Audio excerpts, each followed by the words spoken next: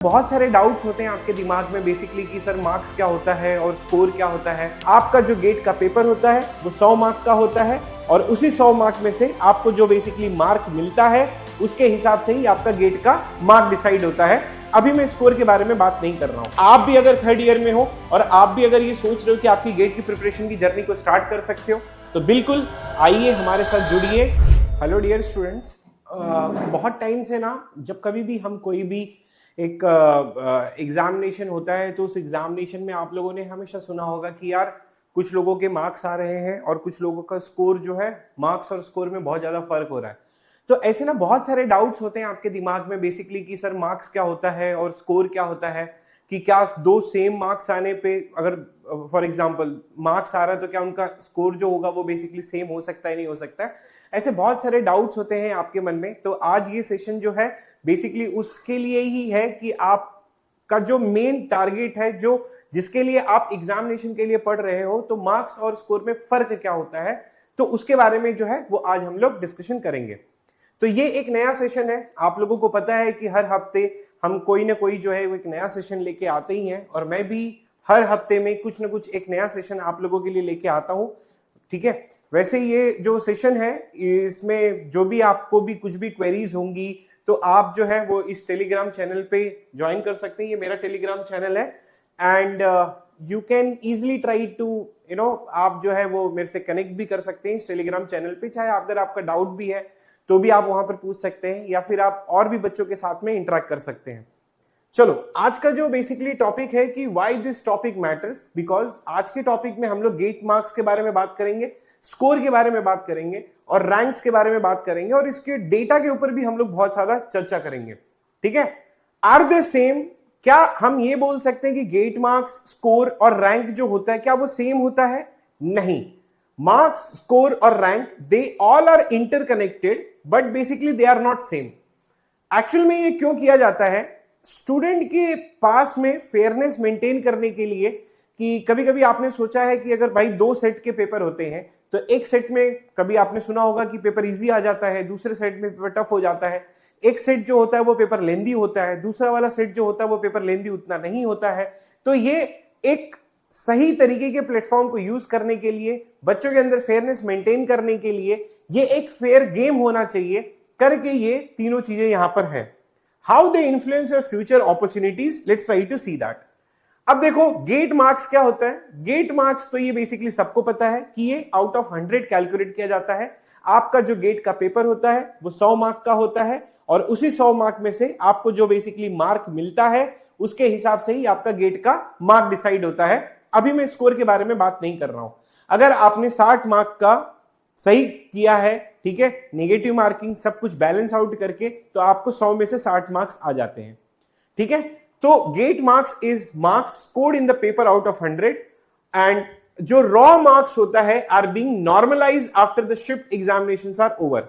Generally marks above 65 is counted as a good marks. ठीक है, अब हम लोग चलते हैं गेट स्कोर के बारे में बात करने के लिए। तो गेट स्कोर क्या होता है? The GATE score is a normalised score out of 1000 that reflects your relative performance in the examination. It is not the same as your raw marks. तो जो आपका raw marks आता है, जो आपका actual marks आता है, वो और गेट स्कोर में बहुत ज्यादा अंतर होता है।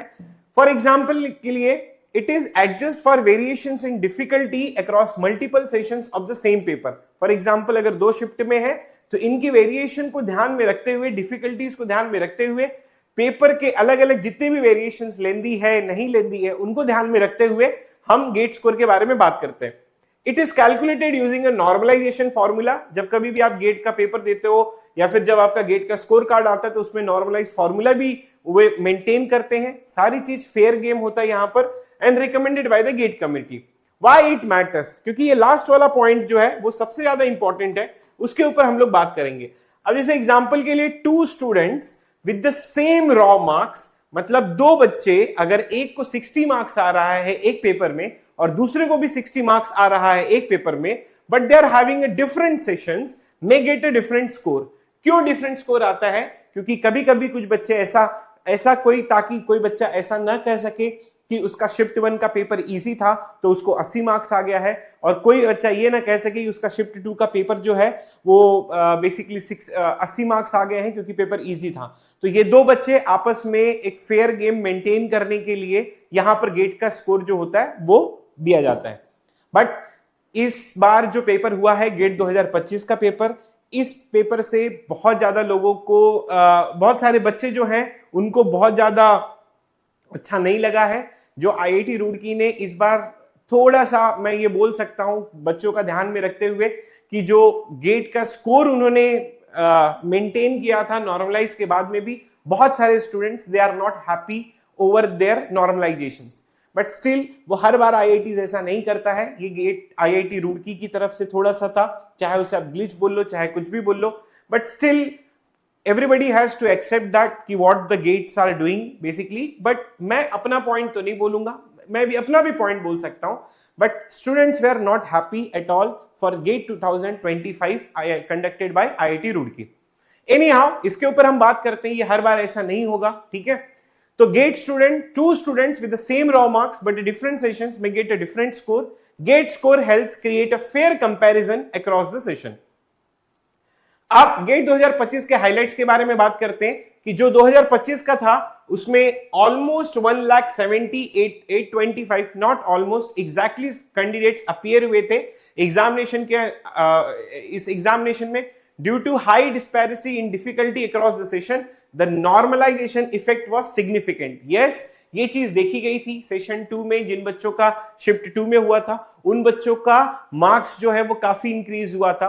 कहीं कहीं पर 10-10 मार्क्स बढ़े लोगों के, कहीं कहीं पे 12-12 मार्क्स बढ़े, और कहीं कहीं पे मैंने ऐसा भी सुना है कि 18-18 मार्क्स भी लोगों के बढ़े हुए हैं।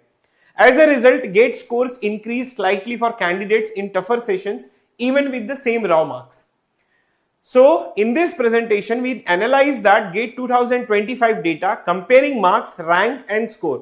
तो इसीलिए आप लोगों को ये सेशन लेके आ गया कि आप लोगों को ये चीज समझना बहुत ज्यादा इंपॉर्टेंट है, क्योंकि एक अच्छी पर्सनालिटी होने के लिए एक अच्छी इंफॉर्मेशन आपके साथ में होना जरूरी है। तो जितना ज्यादा इंफॉर्मेशन होगा उतना आप दुनिया से अवगत रहोगे। अब जरा हम लोग बात कर लेते हैं ये डेटा के ऊपर। अब जैसे स्कोर इसका 1000 परसेंटाइल 1000 पे ही निकाला जाएगा, इसका मार्क्स था 100, अब स्कोर 985 है और मार्क्स जो है वो 91.64। अब अगर समझो कि इसका और इसका स्कोर सेम होता, लेकिन यहां पर ये दोनों में फर्क आ जाता अगर वो अलग अलग सेशंस के होते थे, ठीक है। तो ये आप एक डेटा देख सकते हो and you can also try to get it कि भाई आपका स्कोर कितना आ सकता है, क्योंकि ये डेटा बहुत ज्यादा इंपॉर्टेंट होता है। मतलब अगर गेट 2025 के बारे में बात करूं तो 85 मार्क्स पे 922 का स्कोर आ रहा है। अब जैसे कुछ लोग ये टारगेट करते हैं कि उन्हें आईआईटी बॉम्बे में जाना है, उन्हें आईआईएससी में जाना है, तो उनका जो टारगेट होता है वो more than 870, more than 880, more than 890 का होता है। तो आप ये मान के चलो कि अगर आपका 83 मतलब 58 रैंक, 65 रैंक, तो अब जैसे 860 लास्ट कट ऑफ जो 2024 के बारे में मैं बात करूं तो इट वाज अराउंड 850। तो अगर आपका लेस देन 130 रैंक आ रहा है, लेस देन 86 आपका स्कोर आ रहा है एंड लेस देन 79 आपका greater than 79 आपका जो मार्क्स आ रहा है, then it will be, you will be in a safe hand, ठीक है। अब एक बात करते हैं GATE rank score versus mark का। This data is from the computer science department in 2025। Ranks है 308, स्कोर है 810, मार्क्स है 74। रैंक है 336, स्कोर है 802 और मार्क्स है 73.57। रैंक है 351, स्कोर है 797, मार्क्स है 730, 73.16। तो ये आपका रैंक का, स्कोर का और मार्क्स का क्लियर चार्ट का डिस्क्रिप्शन लिखा हुआ है। अब यहां पर भी देख लेते हैं, रैंक है 1445, स्कोर है 680 एंड देन मार्क्स है 62.39। तो आप लोग भी अगर, क्योंकि ये चीजें जानना बहुत जरूरी है, आप इसके स्क्रीनशॉट्स भी ले सकते हो। मेरा पॉइंट यहां पर बेसिकली यही है कि आप लोगों को एक चीज ध्यान में रखनी कि अगर आप कोई भी गोल सेट किए हो, अगर आईआईटी बॉम्बे का, आईआईटी मद्रास का, आईआईटी दिल्ली का या फिर आईएससी का, तो उस स्कोर पे, कितने स्कोर पे वो कट ऑफ जाता है, आपके दिमाग में, आपके माइंड में ये चीज होनी ही चाहिए। उस स्कोर पे कितने मार्क्स होते हैं, आपके दिमाग में ये चीज होनी ही चाहिए। अगर उस मार्क्स को ध्यान में रखोगे कि भाई मेरे को 75 प्लस मार्क्स चाहिए, तो आपकी जो प्रिपरेशन की स्ट्रैटेजी होती है वो भी उसके अकॉर्डिंगली ही होती है। क्योंकि अगर आपने एक चीज सीख लिया कि भाई मेरे को 80 प्लस स्कोर करना है, तो आपका पढ़ने का जो नजरिया होता है वो बेसिकली चेंज हो जाता है। पहले अगर आपको ऐसा लग रहा होगा कि भाई, क्योंकि अगर इंफॉर्मेशन नहीं है तो आप कभी कभी कुछ सब्जेक्ट स्किप कर देते हो, कभी कभी आप कुछ सब्जेक्ट के कुछ टॉपिक भी स्किप कर देते हो। लेकिन अगर आपका टारगेट मोर देन 80 प्लस का है, तब आप ये सोचते हो कि यार ये सब्जेक्ट मैं कंप्लीट कर लूं और इस सब्जेक्ट का ये टॉपिक तो छोड़ के जाऊं ही ना जाऊं।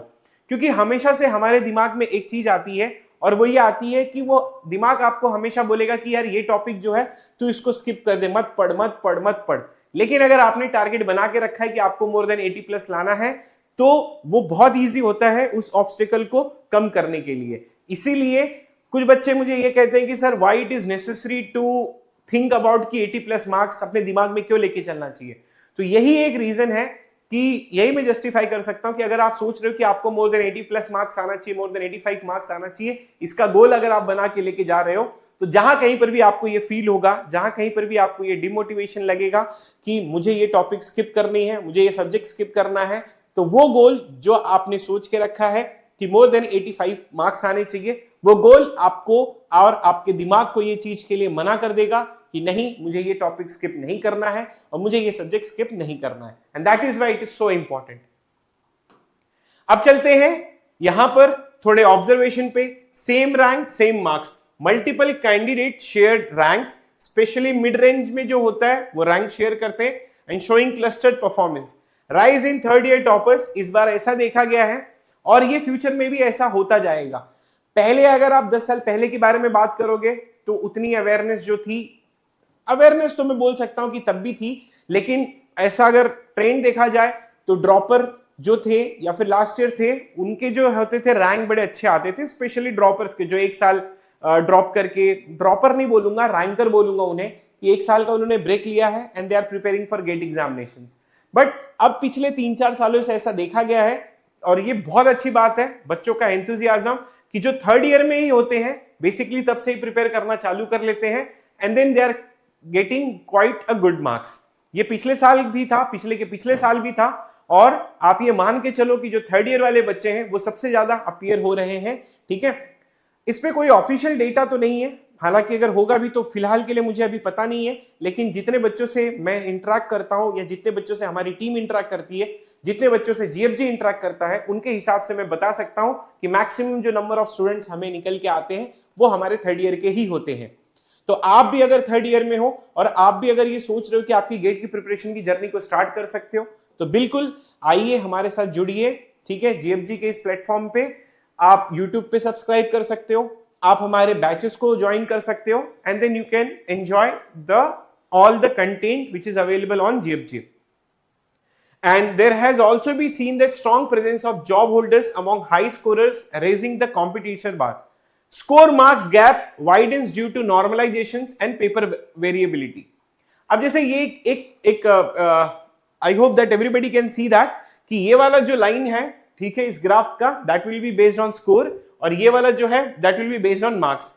कहीं कहीं पर अगर आप देखोगे तो ये वाला चार्ट जो है वो सेम लेवल पे है। इसका मतलब है कि फॉर एग्जांपल के लिए they are getting sometime same marks, paper 1 में भी सेम 60 आ गया, पेपर 2 में भी 60 आ गया, but when you will try to draw that chart related to that, जब आप उनका स्कोर देखने जाओगे तो they will be having the different type of scores. एक एग्जांपल मैं यहां पर ड्रॉ करने की कोशिश कर रहा हूं, ठीक है, तो ये एक थोड़ा डेटा हमको क्लैरिटी दे देता है।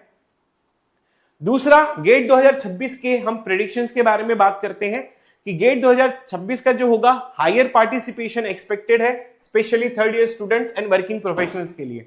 अभी आप लोगों ने देखा होगा लिंक्डइन पे भी ये चीज बहुत ज्यादा ट्रेंडिंग कर रही है कि बहुत सारी बड़ी बड़ी कंपनीज जो है वो बहुत ज्यादा ले ऑफ कर रही है। तो यस, गेट 2026 में आपको ये एक ट्रेंड दिखने को मिलेगा कि जो नंबर ऑफ स्टूडेंट्स हैं वो बेसिकली ज्यादा अपीयर होंगे। इस साल अगर 1,80,000 है तो आप ये मान के चलो कि इस बार जो है वो 2 लाख क्रॉस होने वाला है, मतलब कंपटीशन बढ़ गया है। लेकिन आप एक बात, मेरी ये बात मान लो कि जो एक्चुअल कंपटीशन होती है वो बेसिकली 2 से 3,000 बच्चों के बीच में ही होती है, अगर आप रैंक के लिए सोच रहे हो। ठीक है, तो ये बात बिल्कुल ध्यान में रखना। Tighter competition, more candidate with similar score and ranks. Cut off जो होगा इसके ऊपर तो मैं श्योरली बोल सकता हूं कि आपका कट ऑफ जो है वो इस बार गेट 2026 के लिए जो लोग देना चाहते हैं वो 1 से 2 मार्क्स 100% बढ़ने वाला है। गेट 2025 से प्रेडिक्शन, ये मेरा खुद का प्रेडिक्शन है, I may be wrong, who knows, GATEs are very unpredictable, but मैं अगर खुद का प्रेडिक्शन दूं तो GATE 2026 will be quite easy as compare to GATE 2024, GATE 2023 और गेट 2025 के शिफ्ट 2 के पेपर के हिसाब से। ये मेरी एनालिसिस है, मैं इसको 100% तो नहीं बोलूंगा, हाँ बट ये बोलूंगा कि आप सब कुछ पढ़ के जाना। मेरे ऊपर ये मत बोलना कि भाई सर आपने बोला था पेपर इजी आ गया है, पेपर टफ आ गया है, बट मैं बोलूंगा कि गेट की प्रेडिक्शन है, ये मेरी एनालिसिस है, बट श्योरली थोड़ा तो इजी होगा ही। क्यों? क्योंकि उनको ट्रेंड सेट करना है, ठीक है, गेट वालों को। बट फिर भी यहां पर बोल सकते हो कि हायर पार्टिसिपेशन है तो शायद पेपर टफ कर दे, but still I will say that it will be easy as compare to 23, 24 और गेट 2025 के शिफ्ट 2 के पेपर के हिसाब से। More conceptual and application based question expected होंगे, higher cut off for IITs and PSUs will likely be, ये prediction तो है ही है, ठीक है। तो इस तरीके से हम लोगों ने यहां पर बहुत सारी चीजें इसमें डिस्कस की हैं। तो जो पूरे समरी पार्ट ये निकल के आता है, मैं ये पूरा बताने का कोशिश मेरा यही होगा कि भाई एक चीज आप याद रखना, जब कभी भी आप प्रिपरेशन कर रहे हो तो आप अपना एक मार्क्स फिक्स कर लेना, टारगेट बना लेना कि 85 प्लस 80 प्लस 75 जो भी आपका टारगेट है। अगर आपका टारगेट आपके दिमाग में फिट रहेगा तो आपका दिमाग ही आपको पढ़ाएगा, आपका दिमाग ही आपको ये बताएगा कि मुझे ये टॉपिक्स पे फोकस करना है, क्या स्किप करना है, क्या नहीं स्किप करना है, what to study and what to not study. This is the main tagline for any particular examination, for any competitive examination, and especially for GATE examinations. So thank you so much. Have a great day ahead. Have a good night to all of you. And if you want to join or if you want to interact with me, you can connect with me over the Telegram जो मैंने अभी share किया था यहाँ पर. So thank you so much. Have a great day to all of you.